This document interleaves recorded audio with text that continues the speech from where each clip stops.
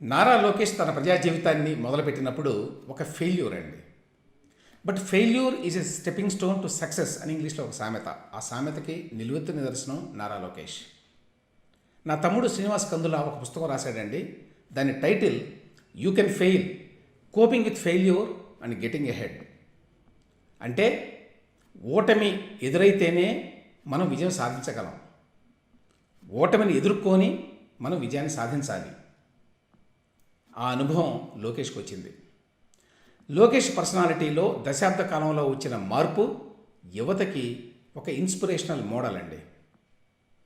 ఎందుకు నేను ఇవాళ నారా లోకేష్ గురించి మాట్లాడుతున్నాను? ఎందుకంటే ఇవాళ నారా లోకేష్ గారి బర్త్డే. ఆయన 42వ ఏట అడుగుపెట్టాడు. ఇప్పుడు తెలుగు రాష్ట్రాల్లో ఉన్నటువంటి టాప్ బ్రాకెట్లో ఉన్నటువంటి యువ రాజకీయ నాయకుల్లో అత్యంత పిన్న వయస్కుడు లోకేష్ అండి. He's the youngest.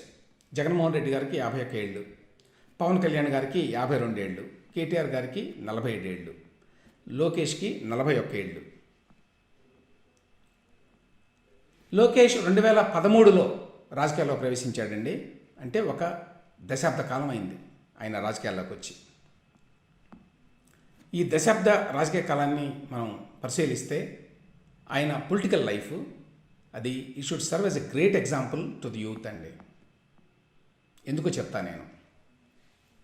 Nara Lokesh చాలా రాజకీయ చరిత్ర ఉన్న కుటుంబం నుంచి వచ్చాడు. తాతగారు లెజెండరీ పర్సనాలిటీ, ముఖ్యమంత్రి ఉమ్మడి రాష్ట్రానికి. అలాగే తండ్రి గారు కూడా ముఖ్యమంత్రి ఉమ్మడి రాష్ట్రానికి. ఆయన కూడా ఒక లెజెండరీ పర్సనాలిటీ.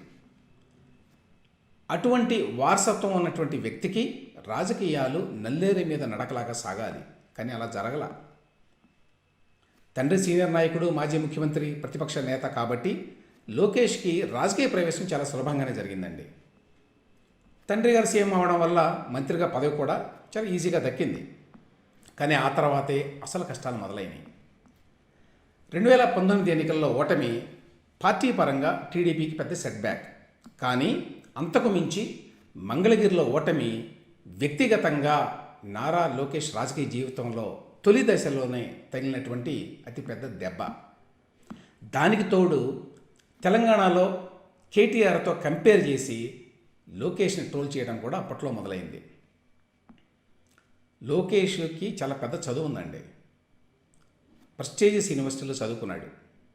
స్టాన్ఫర్డ్ యూనివర్సిటీలో ఎంబీఏ డిగ్రీ ఉంది ఆయనకి.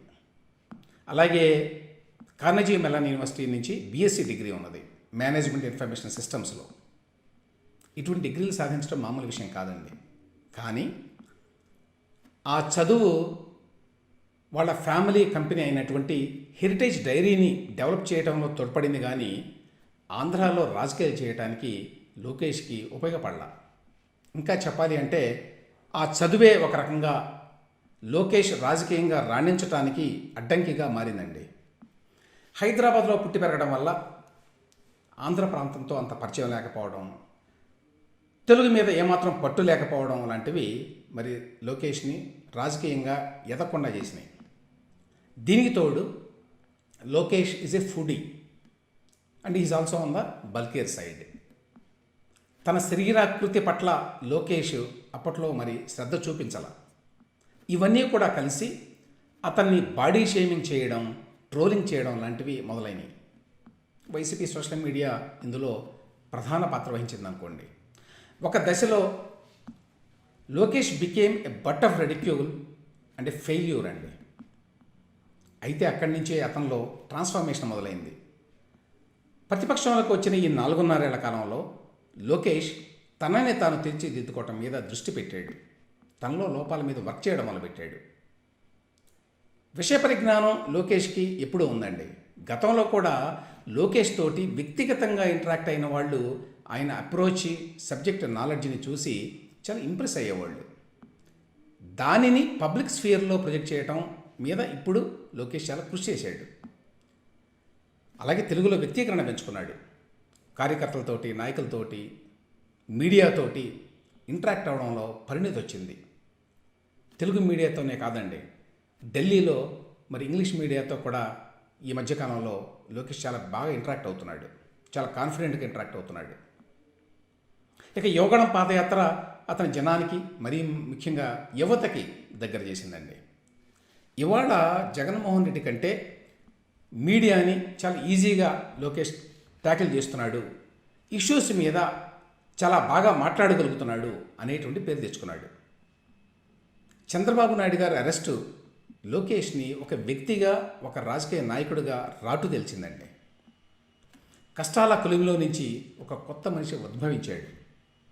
చాలా తక్కువ సమయంలో ఇన్ని ఎత్తిపల్లాలను చూసిన తర్వాత ఇప్పుడు Lokesh he's come of age. ఎవరు ఎంత హేళన చేసినా, ఎన్ని అవమానాలు ఎదురైనా మానసికంగా కుంగిపోకుండా, ఆత్మన్యూనతాభావాన్ని పెంచుకోకుండా తనని తాను నిలబెట్టుకొని లక్ష్య సాధన కోసం ఎలా కష్టపడాలో ఇప్పుడు యువత లోకేష్ని చూసి నేర్చుకోవచ్చండి.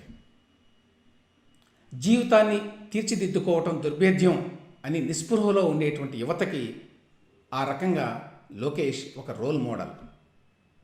అయితే లోకేష్ ఇప్పుడు సాధించింది అంతర్ప్రపంచాన్నే. బాహ్య ప్రపంచంలో సాధించాల్సి ఉంది, ఇంకా చాలా ఉంది. రాబర్ట్ ఫ్రాస్ట్ అనేటువంటి ఆంగ్ల కవి అన్నట్టుగా Lokesh has miles to go before he can sleep.